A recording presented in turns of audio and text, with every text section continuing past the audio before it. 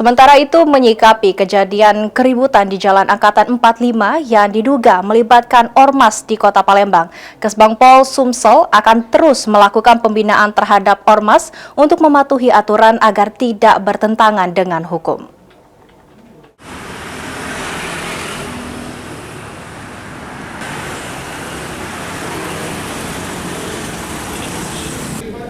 Hingga saat ini, sekitar 238 organisasi masyarakat ormas yang melapor ke Badan Kesatuan Bangsa dan Politik Sumatera Selatan dan telah mendapatkan izin dari Kementerian Hukum dan HAM maupun Kementerian Dalam Negeri.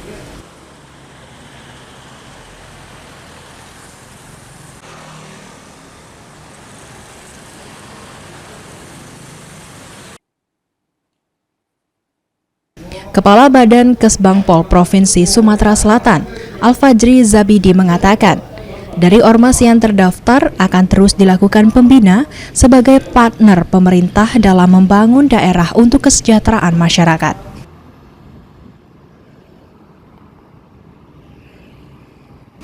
Al-Fajri juga mengatakan perlu adanya evaluasi dan pembinaan terhadap oknum yang bertentangan terhadap ideologi dan hukum negara.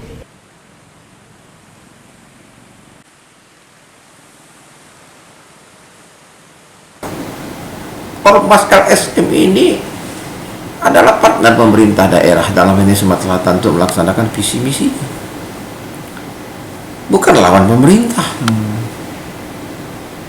Jadi bersama-sama kita derap langkah kita, ayunan tangan, langkah kaki, semangat. Itu bagaimana yang terbaik untuk masyarakat Sumatera Selatan. Ya sangat aneh lah kalau ormas itu melanggar hukum gitu kan, ideologi.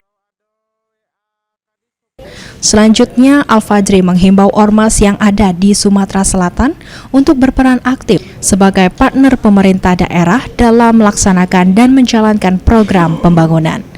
Eki Saputra, PAL TV.